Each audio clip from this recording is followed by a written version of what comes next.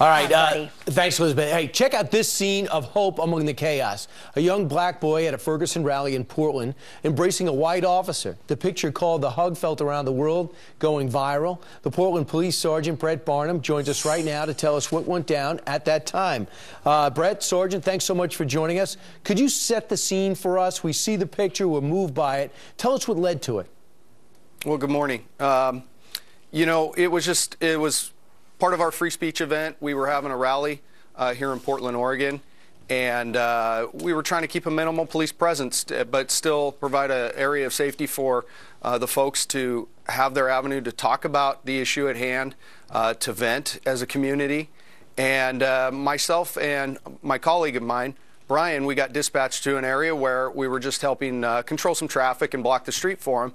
And I noticed about 10 or 15 feet away from me, Brian and I both noticed Devontae, and Devontae was holding a sign. It said "Free Hugs," and we kind of laughed about it and just had a nice smile about it, and thought it was cute that the young child had this sign. And then as we looked closer, we noticed he was crying, and it was very perplexing. So I looked at Brian and I said, "I'm going to call him over," and I motioned to him. He decided to come on over, and we just engaged in a really nice conversation, and it was pretty heartfelt. And then, you know, I noticed through our conversation, we were just talking about life, we were talking about school, we were talking about travel.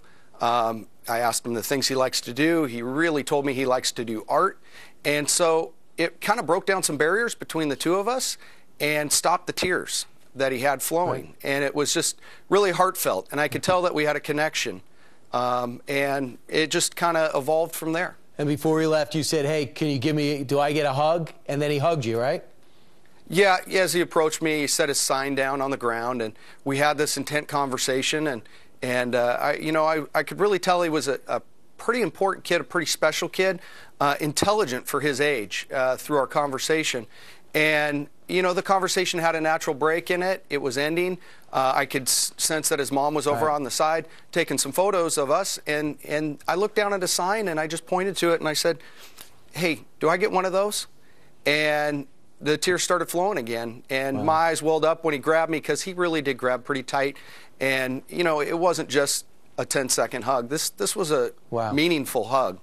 And here's what his mom wrote, and I could see the emotion on both of you there on Facebook. He says, "It was one of the most emotionally charged experiences I've had as a mom." And she adopted Devontae. Yes. So since then, are you surprised about the response? You know, I really am. I'm a little overwhelmed at how this has taken off, but at the same time, too, I'm extremely encouraged, and it's for a variety of reasons, because it really shows what the nation is wanting right now.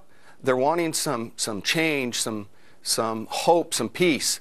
You know, we've been hearing about all the terrible things that have been going on with this incident, and trust me, I don't take a side on either point of view. I mean, it's an awful thing what happened to Michael Brown and his family.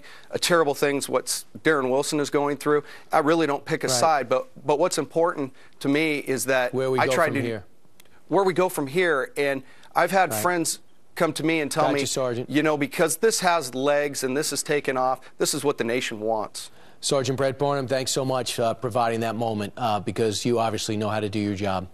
Thanks so much. More Fox and Friends in just a moment.